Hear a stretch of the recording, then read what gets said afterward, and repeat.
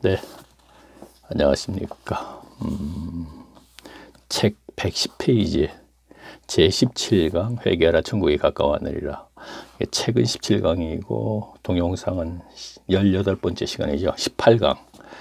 자, 그러면은 언제라 그랬듯이 책에 있는 걸 읽으면서 중간중간에 설명할 일이 있으면 설명을 하겠습니다. 자, 말라기서 3장 1절 말씀이 먼저 기록되어 있는데요. 만군의, 제가 읽습니다. 만군의 여호와가 이르노라, 보라 내가 내 사자 세례요한을 얘기하는 것이죠. 를 보내리니 그가 내 앞에서 길을 예비할 것이요, 또 너희의 구하는 바 주가 호련히 그 전에 임하리니 곧 너희의 사모하는 바 언약의 사자가 임할 것이니라. 자, 여기서 언약의 사자는 이제 성령을 얘기하는 것입니다. 그렇죠? 그러니까 성령이 임한다는 것은 이제 성도의 영안이 임하는 것이 되는 것이죠. 자, 말라기서 3장 1절 구약성경 제일 마지막 책이요. 그것을 읽었습니다. 자, 구약성경에서 만군의 여호와라고 하면 성부 하나님을 알고 있는데, 여기서 보면 성자 하나님을 만군의 여호와라고 한 것입니다. 그렇죠? 구약성경에 보면 만군의 여호와 이렇게 되면 성부 하나님을 보통 일컫는 얘기겠죠. 근데 여기서 보면 만군의 여호와가 이르노라 그러고, 보라 내가 내 사자 그랬거든요. 이 내 사자는 세례요한을 얘기하는 거예요. 그 보내리니 그가 내 앞에서 길을 예비할 것이요. 그렇죠? 세례요한이 먼저 6개월 먼저 태어났죠. 우리가 그 마태복음에 보게 되면은. 그래서 그런데 어떻게 이게 예수님을 만군의 여호와라 그랬네요. 그렇죠? 자, 여기서 이것에 관해 알아보려는 것은 아니고, 앞에 말씀에서 만군의 여호와는 예수님을 말하는 것입니다. 그러므로 이 말씀의 뜻은 예수님 앞에 세례요한이 먼저 세상에 와서 예수님의 길을 예비한다는 것입니다. 그렇다면 세례요한이 예수님 앞에 와 했던 일에 대해 알아보면 예수님은 세상에 왜 오셨는지를 알게 되는 것입니다. 물론 오늘날 한국교회 교인들은 예수님이 세상에 무엇 때문에 오셨는지를 물으면 모두 다 예수님은 십자가를 통해 복음을 이루시기 위해 오셨다고 대답합니다. 그리고 교인들 모두가 예수를 믿고 구원도 받았다고 합니다. 그렇다면 구원받았다는 증거가 무엇이냐고 물으면 어떤 교인들은 교회 생활을 열심히 하는 것이 그 증거라고 합니다. 하지만 교회 생활을 열심히 하는 것이 구원받았다는 증거라면 예수님 시대 바리새인들과 서기관들은 유대교 해당 예배에 그토록 열심히였는데 어째서 예수님은 그들에게 사탄의 자식들이라고 했느냐라고 물으면 거기서부터는 특별한 교인이 아니면 대부분 말을 하지 않습니다. 제가 여기서 하려는 말은 오늘날 한국교회 교인들에 관한 말을 하려는 것이 아닙니다. 세례요한과 예수님이 세상에 오셔서 무엇을 하셨는지 교인들 모두가 알지만 문제는 그 한 일의 본의에 관해서는 관심이 없다는 것입니다. 따라서 이것은 정말 문제 중에 큰 문제이기 때문에 그 문제에 관해 알아보려다 보니까 서론이 길어졌습니다. 자, 그러니까 예수님이 세상에 왜 오셨느냐 하면은 거의 모르는 사람이 없잖아요. 그렇죠? 물론 처음에 이렇게 물으면 좀 당황스럽기는 해요. 그렇죠? 그러다가 이제 조금만 생각해 보면 알 수 있죠. 자, 십자가 에서 운명하시기 전에 바로 뭐라 해요? 다 이루셨다 그랬죠. 그렇죠? 자, 다 이루셨다 하신 거는 다 이루러 오셨던 것이 무엇인가를 이루러 오셨고, 제가 잠깐만요. 제가 지난번에 얘기했던 2006년도 제가 쓴 책 파리한 양의 외침이라는 곳에서 제일 먼저 그 얘기를 한번 제가 다뤘을 거를 한번 제가 볼까요? 잠깐만요. 그렇죠. 여기서 보면 잠깐 알겠네요. 자, 마태복음 5장 17절에서 18절까지 이런 말씀이 있죠. 내가 율법이나 선지자나 폐하러운 줄로 생각지 말라. 폐하러운 것이 아니오 완전케 하려 함이니라. 진실로 너에게 이르노니 천지가 없어지기 전에 율법의 1획점이라도 1.1획이라도 반드시 없어지지 아니하고 다 이루리라. 자, 다 이루리라. 그러니까 예수님이 오신 것은 무엇인가 다 이루겠다 그런 거예요. 그렇죠? 그러고 나서 라는 말씀이 있으며, 요한복음 19장 30절에서는 예수께서 신 포도주를 마신 후 가라사대 다 이루었다 하시고 머리를 숙이서 영혼이 돌아가시니라 라는 말씀이. 자, 그러니까 보세요. 무엇인가를 다 이루리라 하시고 십자가에서 돌아가시면서 다 이루었다 그랬죠. 그러니까 뭐예요? 십자가를 통해서 복음이잖아요. 그렇죠? 자, 복음을 이루시러 왔고 복음을 이루셨어요. 그러면 여기에 대해서 좀 더 구체적으로 설명을 원하면 대답을 하시는 분들이 거의 없지요. 그러면 이를 통해서 우리가 구원을 이루어 나가게 되는 것이죠. 그렇죠? 자, 제가 얘기한 거. 자, 복음, 믿고 죄사함 받고 성령이 내주하심이 있으면 뭐죠? 그렇죠. 구원을 이루어 나가는데 여기서의 천국 삶을 살면서 현세의 천국 삶을 살면서 구원을 온전히 이루어 나가는 거. 저는 지금 성경을 이렇게 지금 해석하고 있죠. 그렇죠? 자, 그럼 좀 더 읽으면서 제가 이제 보겠습니다. 자, 그러면 세례 요한이 예수님 앞에 먼저 와서 한 일이 무엇인지 찾아 들어가면서 아울러 예수님은 세례 요한의 바통을 받아 무엇을 하셨는지를 구체적으로 알아보겠습니다. 자, 그러면 제가 마태복음 3장 1절에서 2절까지를 제가 읽습니다. 그때의 세례 요한이 이르러 유대 광야에서 전파하여 가로되 회개하라 천국이 가까웠느니라. 그리고 이어서 세례 요한이 한 일은 다음과 같습니다. 이때 예루살렘과 온 유대와 요단강 사방에서 다 그에게 나와 자기들의 죄를 자복하고 요단강에서 요한 그에게 세례를 받더니 앞에 2절에서 천국이 가까웠느니라 에서의 천국은, 자 2절에서는 앞에 세례 요한이 제일 먼저 와서 회개하라 천국이 가까웠느니라 그랬죠. 그 다음에 천국의 삶을 말하는, 자 다시 한번 보겠습니다.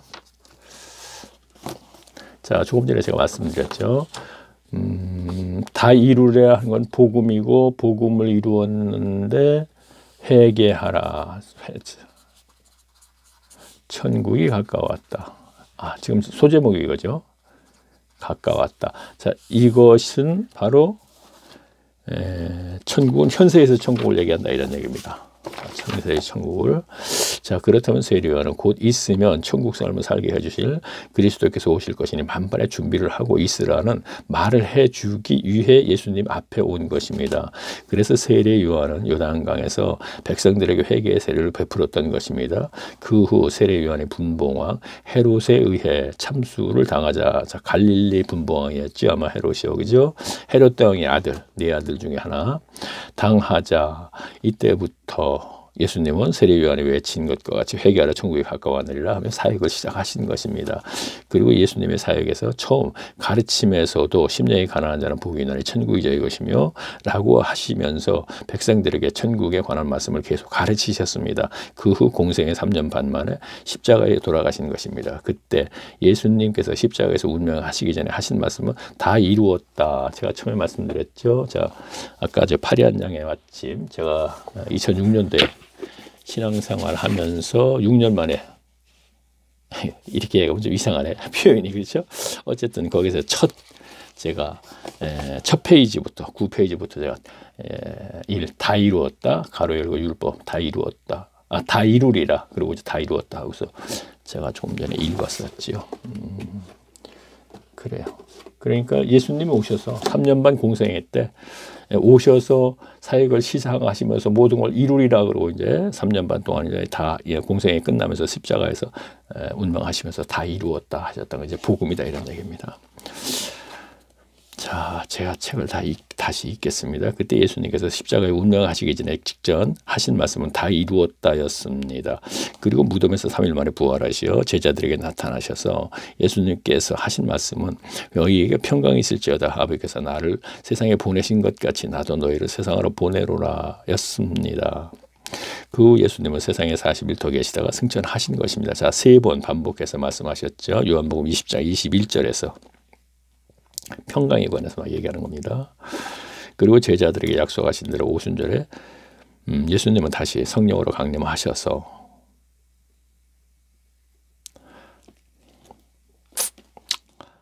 오순절날, 그러니까 성령으로 강림하셔서 제자들에게 한경의 삶을 살게 해주신 것입니다. 자, 그러니까 요한복음 20장 21절부터 쭉 내려와서 3번 반복했어요. 너에게 평강이 있을지어다 이렇게 하시고 나서 승천을 하신 이후에, 그리고는 오순절 때 성령의 감림과 동시에 초대교회가 탄생한 마가의 다락방에서 120명이 성령 받으면서 그들이 평강의 삶을 살게 해주셨다, 이런 얘기입니다. 약속하신 대로.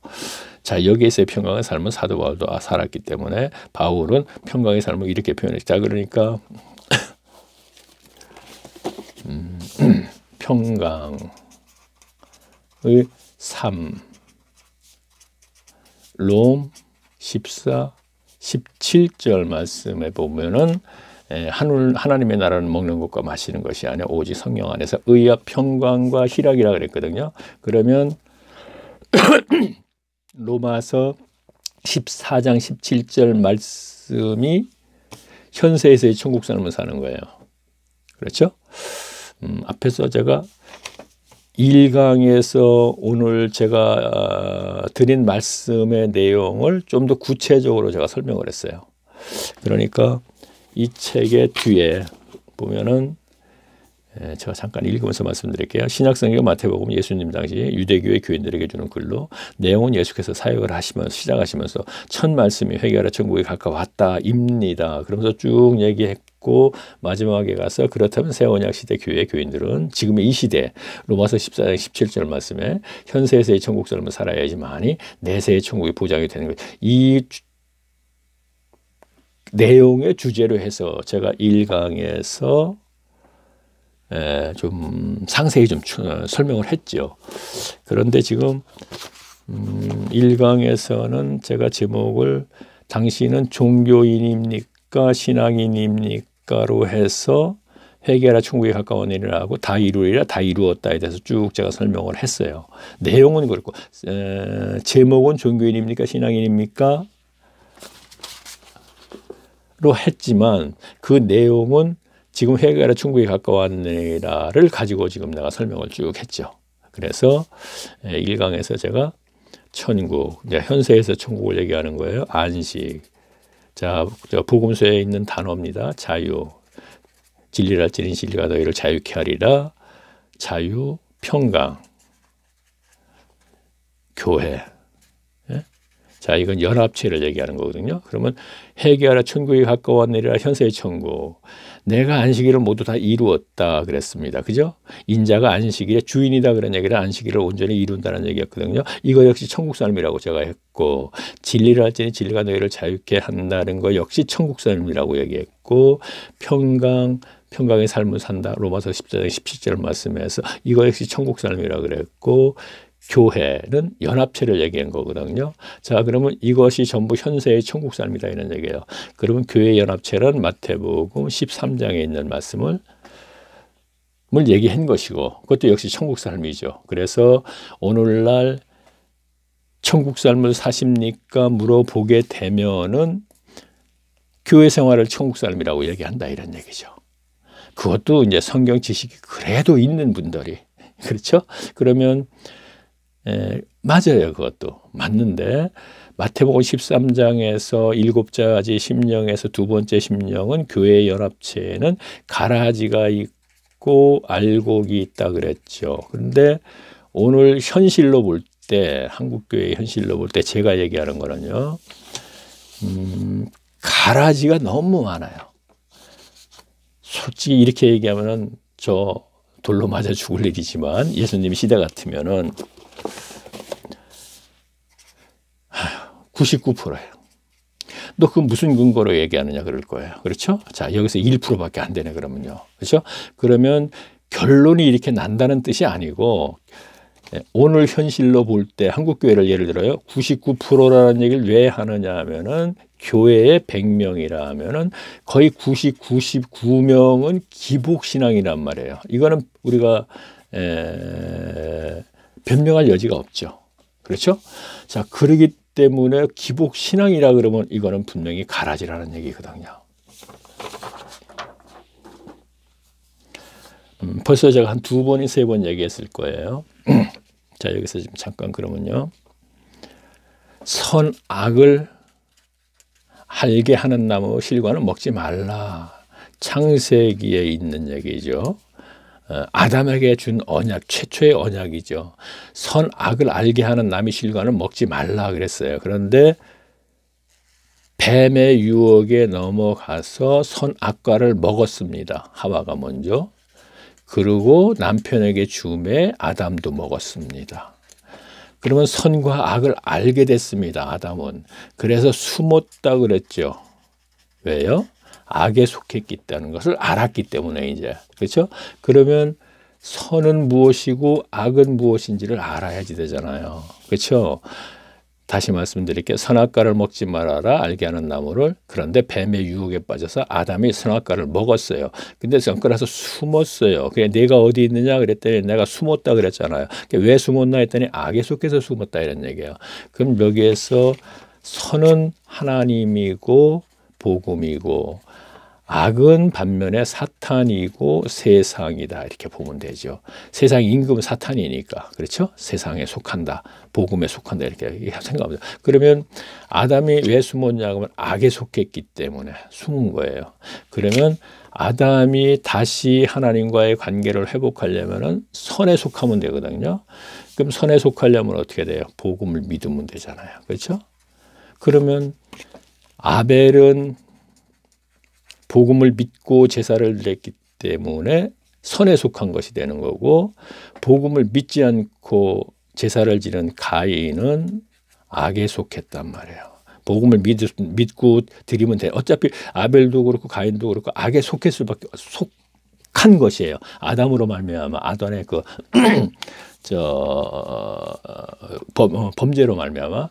그러면 가인은 악에 속했고 세상에 속한 것이죠. 그대로 세상 임금 사탄이니까. 그러면 보세요. 우리가 지금 뭘 알아보려면 뭘 하려고.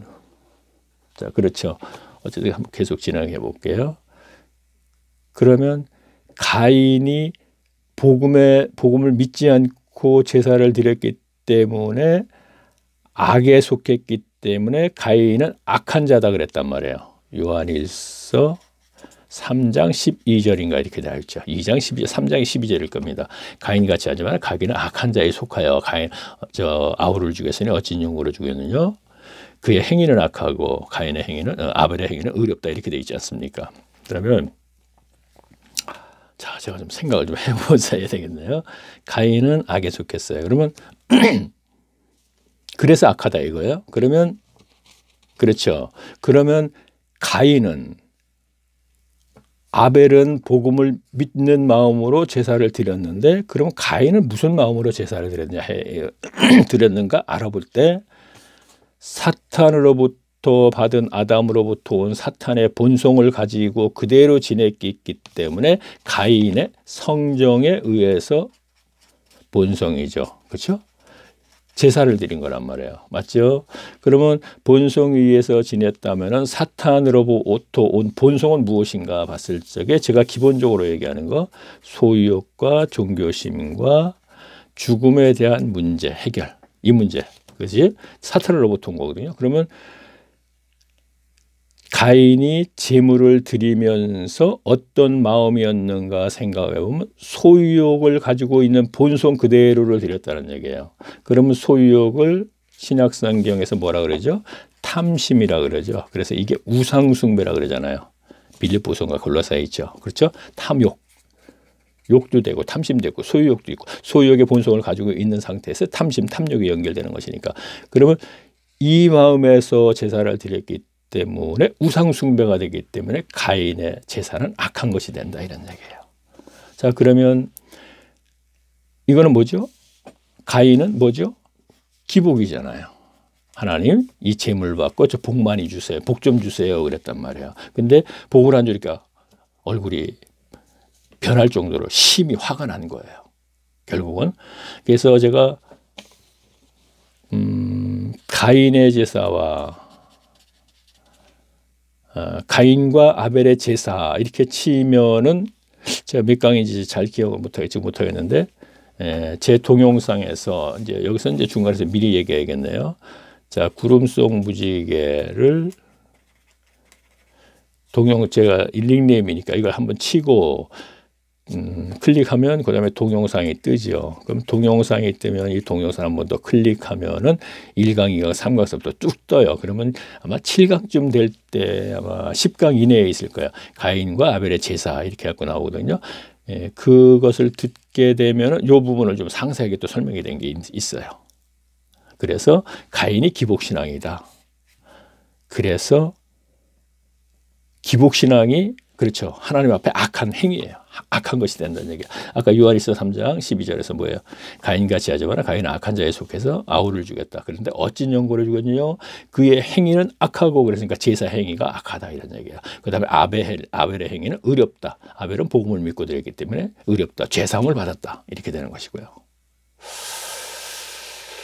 좀 생소한 거예요. 가인과 제사에서의 해석도 좀 생소한 겁니다. 거기 가서 이제 들으시면 되겠지만 그러면 물론 지금까지 쭉 그래서 제가 1강서부터 쭉 계속 연결해서 드려야 된다고 얘기하는 것이고 그래요. 그러면 그렇죠. 아까 제가 왜 이거죠. 99% 기복신앙이라는 건 누구도 부정하지 못하는 현실이니까 한국교회. 그러면 가라지가 99면 99%라는 것은 이런 근거로 제가 얘기하는 것이니까 그렇죠. 그러면 그렇죠. 그래서 천국 삶을 사는 교인이 없다. 저는 이렇게 결론을 냈다 이거예요. 그러면 이 책임은 누구냐? 목회자죠. 그렇죠? 자, 성경 속에서는 바리새인들과 사두개인 제 1강에서 얘기했습니다. 그들이 독사의 자식들이에요. 그런데 마태복음에서는 바리새인과 서기관들 보고 독사의 자식들아 세례요한이 그랬는데 누가복음에서는 누가는 백성들에게 이 독사의 자식들아 그랬거든요. 셀이나 군병이나 부자들에게. 그러면 둘 다 독사의 자식들이란 말이에요. 바리새인 그때 지도자들이나 백성들이나 유대교회 예수님 시대. 그럼 이들이 독사의 자식들이니까 이거 지옥 자식이라는 얘기잖아요. 그러면 가르치는 자들이 소경이기 때문에 백성들도 소경이에요. 그래서 소경을 다음 시간에 이제 그게 되는데 제목이 소경을 인도하니까 둘 다 구덩이로 가는 그런 결과인데 오늘날 바로 그렇게 됐다 이거예요. 결과가 기복신앙이기 때문에. 그러면 보통 보면은 목회자들도 진짜 누구 있고 진짜 목사는 누구고 가짜 목사는 누구다 하면서 이렇게 제목을 가지고 소제목을 가지고서 이렇게 유튜브 같은 데 들어가는 거 보는데 저는 한국 교회 교인들의 기복신앙은 목회자가 어떤 목회자가 됐던 나타나는 결과는 다 똑같아요. 그러니까 진짜 가짜 가릴 거 없다 이런 얘기예요. 제 얘기는요. 목회를 하는 상태에서는. 그래서 오늘날의 목회 방식으로 하는 목회자는 모두가 저는 가짜다 이렇게 얘기해요. 왜? 결과가 그렇게 나타나니까. 어떤 교회를 막론하고 그 교회 목사가 아무리 성경 지식이 더 많고 성경적으로 뭐 설교를 하는 듯 하나 결국 나타나는 게 기복신앙이거든요. 교인들에게 나타나는 거는 어느 교회를 막론하고 그러니까 모두가 가짜다 이렇게 얘기할 수가 있어요. 결론 갖고 얘기한다면 그렇게 얘기할 수밖에 없다는 것입니다. 진짜 가짜를 가린다면 어떤 목회자가 만약에 설교를 할 때 그렇게 설교를 했다면 자기는 무슨 뭐 성경적인 거라든가 아니면은 거기에서 또 무언가 또 이제 진짜다운 얘기를 했기 때문에 이제 했다 이렇게 얘기할 수 있을지 모르겠지만 저는 결과로 봤을 적에는 그 결과가 왜 그렇게 나타나느냐 하면은 기본적으로 루터, 칼빈, 즈빈킬이라는 사람들이 개신교를 중세 때 만들면서 예배식이라는 것을 만들었단 말이에요. 예배 의식에 의한 행위를 계속 하기 때문에 이런 오늘날 교회 제도 속에서의 많은 의식 중에 가장 기본적인 예배식의 예배 행위를 가장 많이 하니까 이것을 계속하면 이것이 종교 행위이기 때문에 종교인으로 전락한 사람들은 하나님과 관계가 끊어지는 거예요. 율법주의자가 끊어지세요. 종교 행위주의자가 끊어지세요. 끊어지면 그들은 성정에 의해서 신앙생활을 하는 것이 됩니다. 그럴 때 성경의 소유욕이 있으니까 하나님 저 뭐 주세요? 뭐 주세요? 진짜 가짜 다닌다면은 가짜는 11조 열심히 해갖고 우리 복 받고 사세요 하면 가짜라면 만약에 진짜는 그 얘기를 안 했으니까 진짜라고 한다면, 그렇죠? 그러나 교인들이 나타나는 것은 어차피 그 안에는 종교 행위를 계속 했었으니까, 예배 시간 예배 행위를 계속 했기 때문에, 그렇죠? 그렇기 때문에 기복신앙으로 모두가 나타났기 때문에 모두 몰아서 저는 가짜다. 그러면 어떻게 해야 되는 거냐? 신학교를 가서 목회자를 해서 뭔가 자기가 깨달았는데, 우리 교회 교인들이 나타나는 것은 자기 목회자는 뭔가 설교를 좀 특별하게 하고 다른 사람하고 분명히 다르다고 했는데도 교인들에 나타나는 것은 기복신앙으로 나타나는 거 다 똑같으니까 목회자를 그만둬야죠. 결론은. 네. 오늘날 같은 교회에서의 그 목회는 그렇다면 그만둬야죠. 아니면 바울처럼 하든지요. 바울을 서신서를 정확히 속내를 깨달아서 바울에게 가르침받은 디모데나 디도나 아굴라나 아볼로나 그들과 같이 하든지. 참 어이없겠네요. 그렇죠? 네, 어이없죠. 네가 뭔데? 너 저도 얘기하고 나서 어이없네요. 자, 저는 이거를 오래전부터 계속 했던 얘기고요. 사실은요. 그런데 아직까지 제가 예수님 시대 같으면 돌로 맞아 죽어도 몇 번 맞아 죽었을 텐데 아직까지 우리가 스데반 집사 사도행전 7장 그 내용에 보면 아브라함은 메소포타미아에서 하나님을 만났고, 모세는 떨기나무 밑에서 시내산 밑에서 만났고, 요셉은 애굽에서 만났고, 쭉 얘기하면서 하나님은 아브라함은 메소포타미아에서 만나 주셨고, 모세는 떨기나무 밑에 시내산에서 만나 주셨고, 요셉은 애굽에서 만나 주셨으니까 오늘날 예루살렘 성전에는 하나님이 안 계셔 그랬더니 백성들이 전부 다 돌로 쳐서 죽였잖아요. 그렇죠?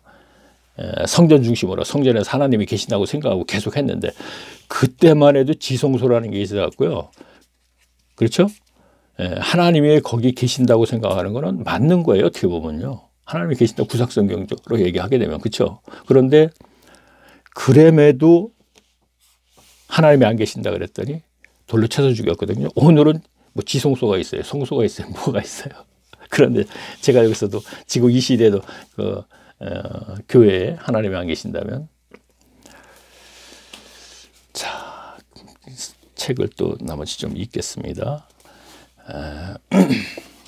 뭘 얘기하다 거기까지 갔는지. 자, 그럼 읽겠습니다. 자, 이렇게 사도들은 물론이지만 교대교회 성도들도 113페이지 읽습니다. 성도들도 세례 요한이 외쳤던 예수님도 가르치신 이 세상에서 천국 삶을 영위하면서 하나님을 섬긴 것입니다. 그렇죠. 성령 안에서 의의 평강과 실하게 삶을 살면서 하나님을 섬기는 것입니다. 그랬을 때 하나님이 그 섬기는 것이 성경적이고 옳을 때 하나님이 기뻐하시는 겁니다. 자기 백성을 통하여서. 그러면 또 어떤 목사는 죄인인 사람이 어떻게 하나님을 기뻐하게 하느냐, 또 그쪽으로 가면 또 그게 맞는 것 같으거든요. 죄인인 사람이 복음을 통해서 죄를 사함 받았는데 왜 죄인이에요? 평생 죄인이에요. 왜? 그러면 복음을 인정하지 않는 것밖에 안 되는 거죠. 앞뒤가 안 맞아요. 복음에 대해서 계속 잘 얘기하는 사람들이 얘기해요. 그러면서 어떻게 하나님을 기쁘게 해, 죄인이? 죄 사함 받은 건 어디가 또 가버렸어. 그러면요. 앞뒤가 안 맞는 얘기를 계속해도 교인들은 그냥 들어요. 그래서 그 결과가 기복으로 나타나는 거예요. 하나님과 관계가 끊어졌기 때문에. 자, 하지만 오늘날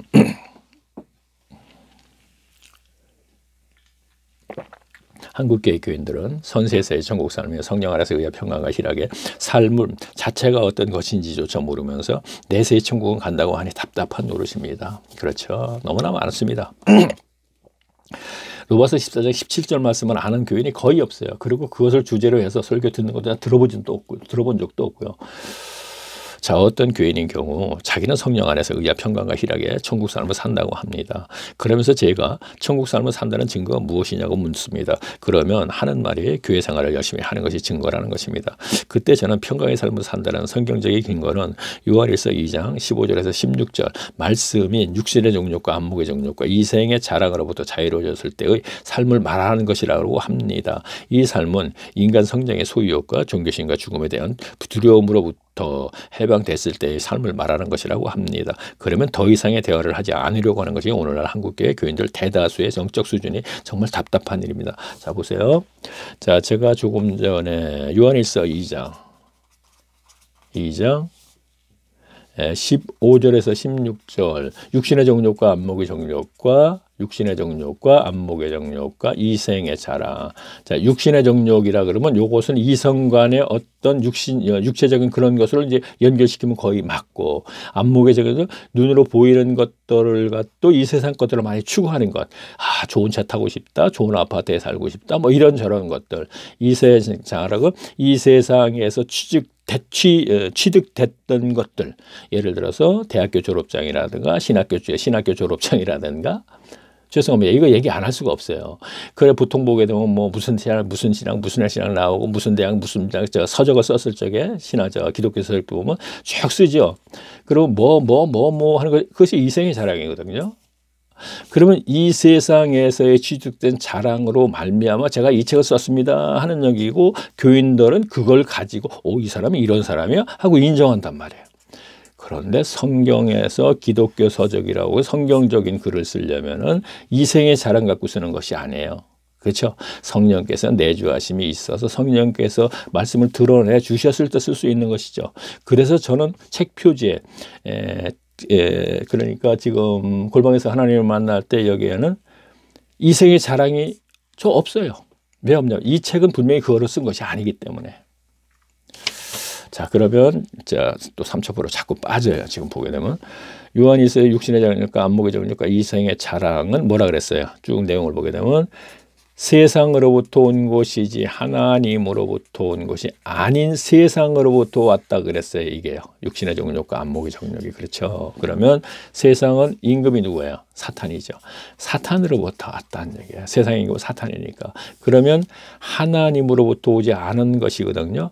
그러면 육신의 정욕과 안목의 정욕과 이생의 자랑은 그렇다고 하면은, 조금 전에 제가 뭐라 하냐면, 그러면 그렇죠. 사탄으로부터 온 소유욕과 종교심과 죽음에 대한 두려움, 이건 앞에서 제가 요거를 성경적인 근거로도 얘기했어요. 욥기서 2장 4절 보게 되면은 소유욕에 대해서 나왔고, 종교심은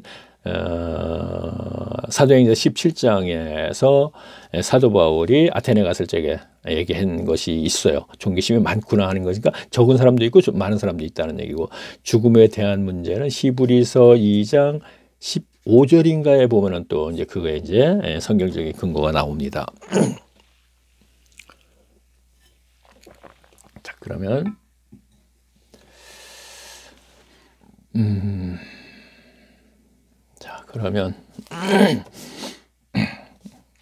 자, 그렇죠. 육신의 정욕과 안목의 정욕과 이생의 자랑은 하나님으로부터 온 것이 아니고 세상으로부터 왔으니까 사탄으로부터 온 것입니다. 이 세상 임금 온 것이 아니고 이 세상에서의 추구하는 것들이란 얘기예요. 그래서 하나님부터 온 것이 아니란 얘기죠. 그러면 이 안에 포함된 것이 다시 또 설명을 한다면은, 쪼갠다면은 소유욕과 종교심과 죽음에 대한 문제도 역시 사탄으로부터 온 본성이라는 얘기죠. 본성. 인간의 본성. 이로 인해서 신앙생활을 하게 되기. 그러니까 그러면 한국 교회의 현실만 그러느냐? 아니에요. 가인부터 계속 구약 이스라엘 교회도 그랬고, 예수님 시대 유대 교회도 그랬고, 초대교회 잠깐만 성령의 강림으로 탄생한 것 2년 3년 사이만 아니었고, 그 후부터도 또 소유욕과 종교심과 죽음에 대한 문제를 매여 있는 신앙생활을 했고, 이방인 교회, 바울이 세운 이방인 교회도 계속 그렇게 만들었어요. 예루살렘에서 천거서라는 것을 가지고 바울이 세운 교회를 다니면서 나는 이런 자격증이 있어, 신학교 자격증하고 똑같은 겁니다. 있어 하면서 교인들을 날과 갈라디아서 기본적으로 날과 달과 절교의 해를 지키게 했다는 것이 바로 종교심에 있는 사람들에게 종교행위를 시킨 거예요. 그러면서 소유욕이 있는 사람들에게 하나님께 무엇을 달라고 시켰던 거를 두렙동 가보, 조금 있으면 이제 두렙동 가보에 대해서 제가 얘기가 나오거든요. 기복신앙이 나오고. 그래요. 그래서 바울이 세운 이방인 교회도 똑같이 가인과 같이 기복신앙으로 만들었어요. 그런데도 바울은 로마서에서 뭐라 하냐면 나가 이 지방에서 일할 곳이 없다 그랬어요. 아주 중요한 거예요. 일할 곳이 없어서 내가 로마를 경유해서 서반으로 가야겠다 그랬어요. 오늘날 스페인으로 이제 전도를 간다 그러거든요. 일할 곳이 없어요. 이방인 교회가 다 쓰러졌는데. 그러면 그것을 다시 회복시켜야 되잖아요. 근데 왜 일할 곳이 없다 그럴까요? 회복시키고 안 시키는 것은 바울이 할 수 있는 일이 아니에요.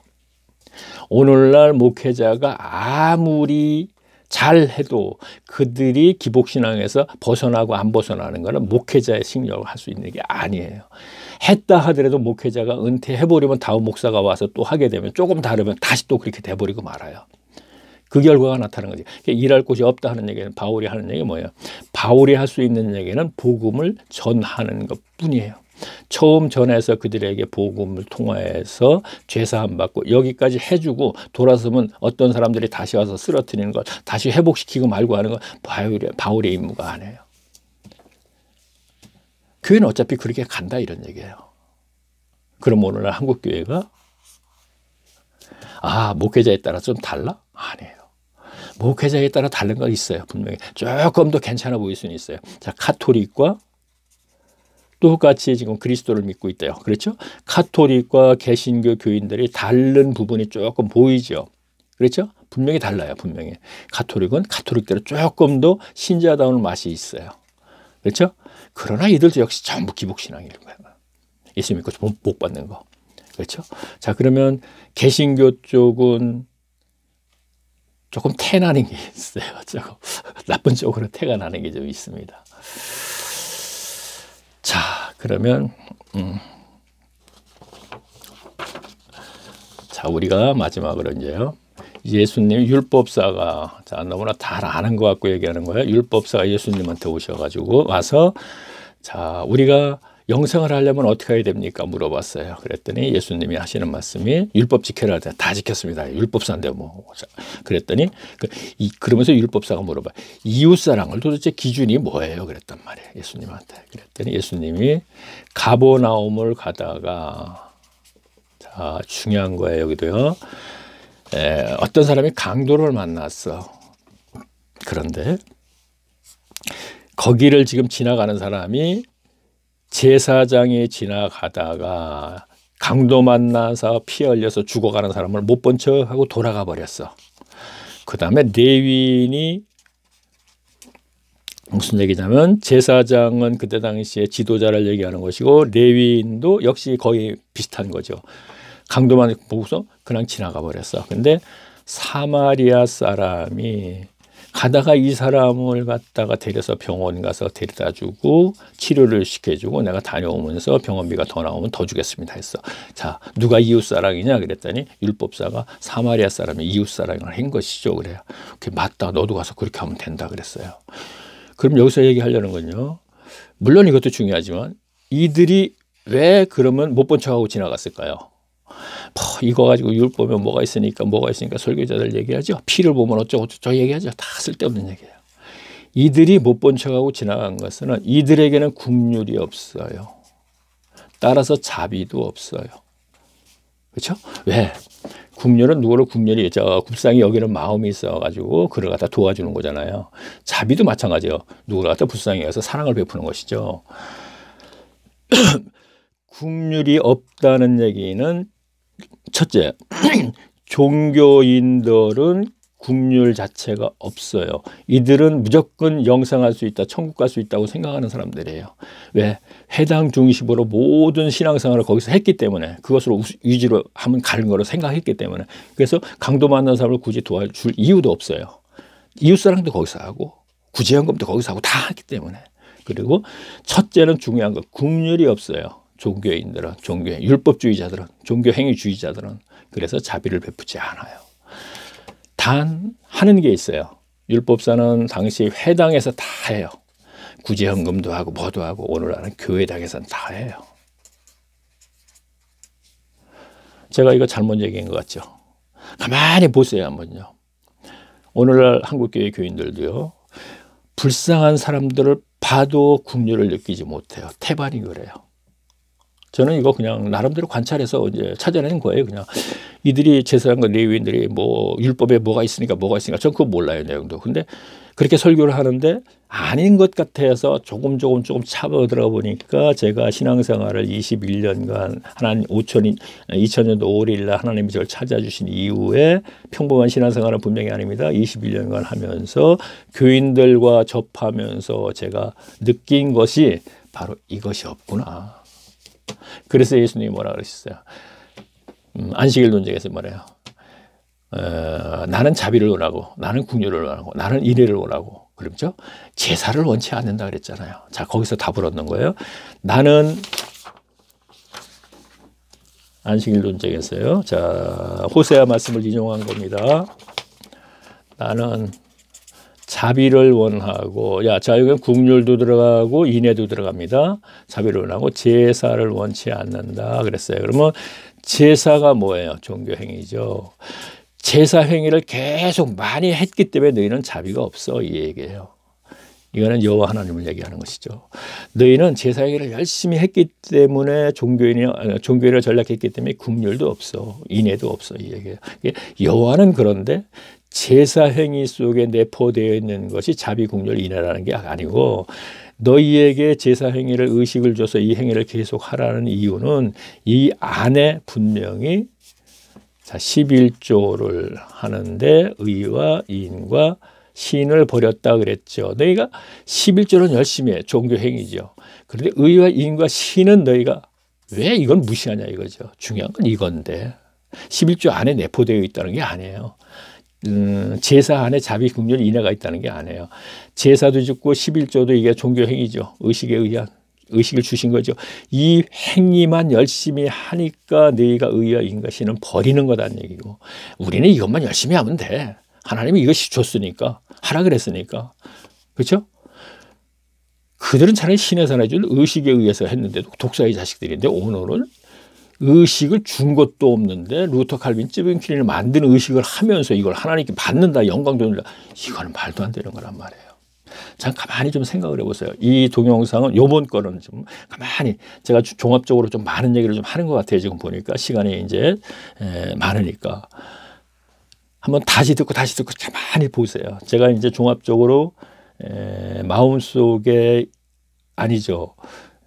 이런 것을 잘라서 계속 하던 것을 종합적으로 좀 많이 얘기하는 것 같아요. 지금 보니까. 이번 시간만큼은 제가 한번 조용히 한번 몇 번을 좀 들으면서, 뭐 지금 43분밖에 안 됐네요. 안 되니까.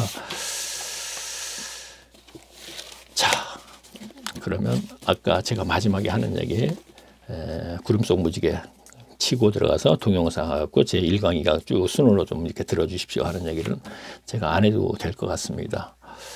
자, 그러면은 아마 제가 반복되는 얘기 자꾸 할 것이라는 얘기는 오늘 제가 한 서너 가지를 반복되는 얘기를 이제 계속 중간중간에 했는데, 이제 또 진행되는 과정에서 보면 소경을 인도하는 이제 한국교회 이제 신학성경이 들어섰으니까 이런 얘기가 많이 나올 거예요.